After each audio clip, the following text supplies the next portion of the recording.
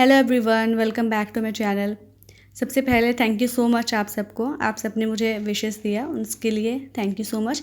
And second चीज़ ये कि अभी इस वीडियो को स्टार्ट करने से पहले मैं आपको बताना चाहूँगी कि मैंने जो लास्ट वीडियो अपना शेयर किया था उसमें मैंने कुछ इंपॉर्टेंट पॉइंट्स शेयर किए थे। तो अगर आपने वो वीडियो नहीं देखी है तो आप उसको एक बार देखो जाके, क्योंकि अभी तक की जो प्रिपरेशन जर्नी मेरी रही है, इतने टाइम से मैंने जो प्रिपेयर कर रही हूँ, जो भी पॉइंट्स मैंने सीखे हैं या जो भी चीज़ें मुझे इंपॉर्टेंट लगी, वो सारी मैंने अपना एज अ एक्सपीरियंस शेयर किया है।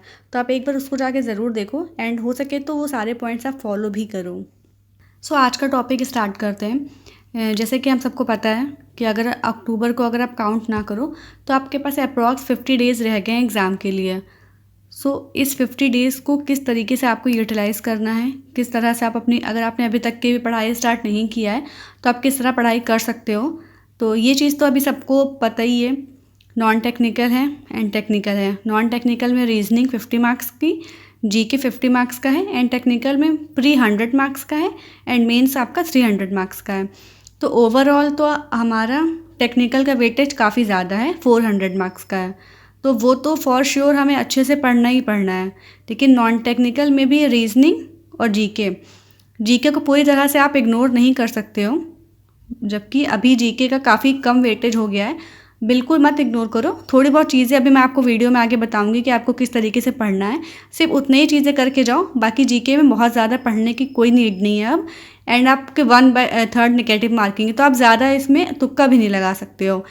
सबसे पहले अगर हम रीजनिंग की बात करें तो रीजनिंग में ऐसे आपको अलग अलग टॉपिक पढ़ने की ज़रूरत नहीं रहती है। रीजनिंग में सिर्फ सबसे ज़्यादा इंपॉर्टेंट क्या है, प्रैक्टिस कैसी है आपकी। तो आज से लेके आपके एग्ज़ाम की डेट तक के कोई भी दिन आपका ऐसा नहीं होना चाहिए जिसमें आप रीजनिंग की प्रैक्टिस ना करो। रीजनिंग में सबसे पहले आप प्रीवियस ईयर क्वेश्चन से स्टार्ट करो। अगर कोई बुक है रीजनिंग की प्रीवियस ईयर की एसएससी की, तो आप 30 मिनट्स का टाइमर लगाओ और क्वेश्चन सॉल्व करना स्टार्ट करो। ठीक है, 30 मिनट में आपके जितने क्वेश्चन बन रहे हैं आप उसको देखो। 30 मिनट के बाद आप उसको चेक करो कि कितने क्वेश्चन आपके सही हो रहे हैं, किस क्वेश्चन में आप फंस रहे हो। जैसे कि सीरीज़ वाले क्वेश्चन होते हैं, तो आप वो टॉपिक भले ही आप उसको यूट्यूब पे सर्च करके देख लो कि किस तरीके से इसको हम आगे सॉल्व कर सकते हैं, या हो सकता है उसका कुछ शॉर्टकट हो सॉल्व करने का, तो वो आप देख सकते हो। सिर्फ पर्टिकुलर टॉपिक देखना जिसमें आपको दिक्कत हो रही है रीजनिंग में सॉल्व करने में, ठीक है। और उसको आप एक जगह पे उसका एक पेपर ले लो, उस पर ठीक है साइड में लिखते रहो कि रीजनिंग में इस टाइप के क्वेश्चन को किस तरीके से सॉल्व करना है, या हर टाइप के क्वेश्चंस को, या उसकी शॉर्ट ट्रिक अगर कोई है, अगर उसका कुछ है तो उसको वहाँ पे आप मेंशन करते जाओ। रीजनिंग में आप ये 4-5 पॉइंट याद रखो एंड इसी के अकॉर्डिंग अपनी प्रैक्टिस करते रहो डेली बेसिस पर। जैसे कि खाली आपको वीडियोस देखने हैं, जो भी टॉपिक आपको समझ नहीं लग रहा है उसके, डेली आपको 1 घंटे की प्रैक्टिस करना है।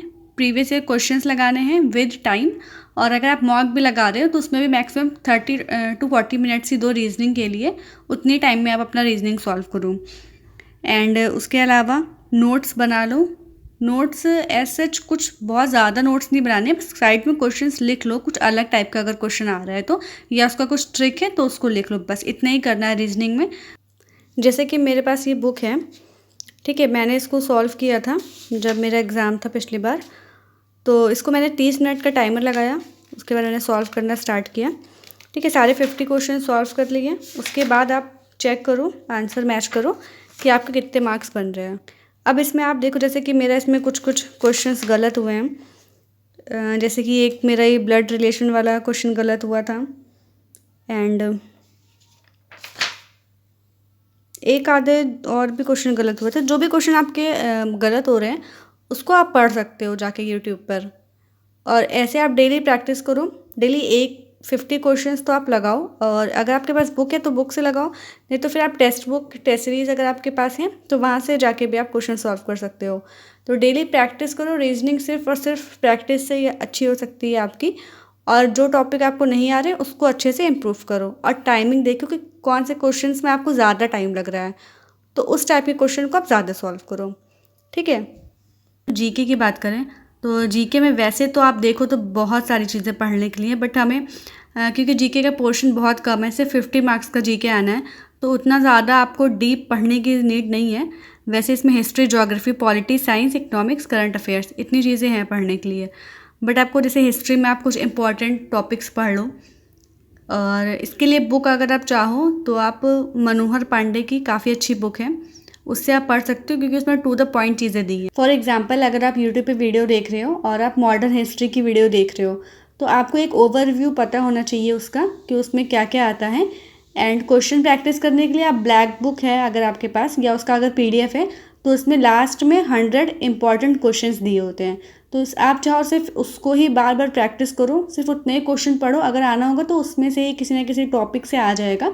बाकी इतना कुछ GK में बहुत ज़्यादा नोट्स बना के या बहुत ज़्यादा पढ़ने की कोई ज़रूरत नहीं है। अब ये मेरी मनोहर पांडे की बुक है, ये काफ़ी पुरानी बुक होगी तो जज मत करना देख के, बस मैं बताने के लिए इसको दिखा रही हूँ कि आपको कैसे पढ़ना है।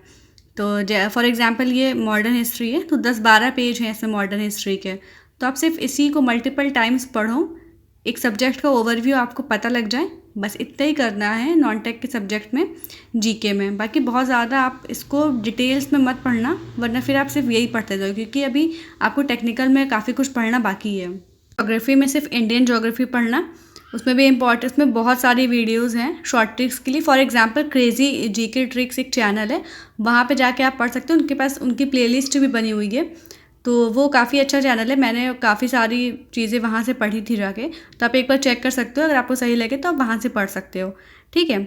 पॉलिटी में भी सिर्फ आप इम्पॉर्टेंट आर्टिकल्स वगैरह पढ़ लो, ठीक है, जो भी स्टार्टिंग की चीज़ें हैं उसको एक बार पढ़ लो, ओवरव्यू ले लो। और उसके बाद साइंस में सबसे इम्पॉर्टेंट है बायोलॉजी पढ़ना, ठीक है। फिज़िक्स आप पढ़ोगे, फिज़िक्स आपको अच्छे जल्दी समझ में आ जाएगी। तो फिज़िक्स, केमिस्ट्री एंड बायो मैंने लूसेंट से पढ़ा था, तो आप लूसेंट से पढ़ सकते हो या आप मनोहर पांडे से भी पढ़ सकते हो, ठीक है। और इसके अलावा इकनॉमिक्स बहुत ज़्यादा इंपॉर्टेंट नहीं है, चाहो तो आप स्किप भी कर सकते हो या थोड़ा बहुत स्टार्टिंग की चीज़ें उसमें पढ़ सकते हो। एंड उसके अलावा लास्ट में आता है करंट अफेयर्स। मैंने करंट अफेयर्स नहीं पढ़ा कभी, क्योंकि अभी भी अगर आप बात करो तो 50 क्वेश्चंस में आपके मुश्किल से 10-15 क्वेश्चन होते हैं करंट अफेयर्स के, और पढ़ने के लिए करंट अफेयर्स में काफ़ी कुछ होता है।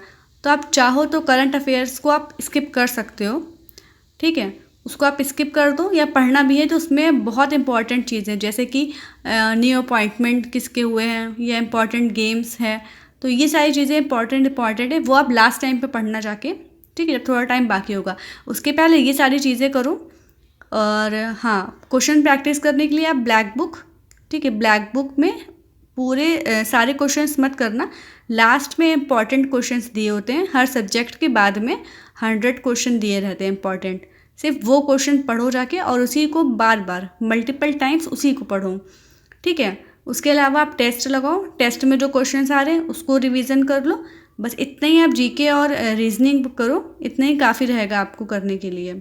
एट द एंड इस वीडियो का कंक्लूज़न ये है कि आपको नॉन टेक में जितना मैंने अभी वीडियो में आपको बताया, आप उतना ही करके जाओगे तो आपका अच्छे मार्क्स आ जाएंगे नॉन टेक्निकल में। बाकी आपको दिमाग में ये रखना है कि आपको ज़्यादा फोकस अपना टेक्निकल में करना है, क्योंकि आप वहाँ पे ज़्यादा स्कोर कर सकते हो, ठीक है। तो रीजनिंग में पर डे आपको विद टाइमर क्वेश्चंस लगाने ही लगाने हैं।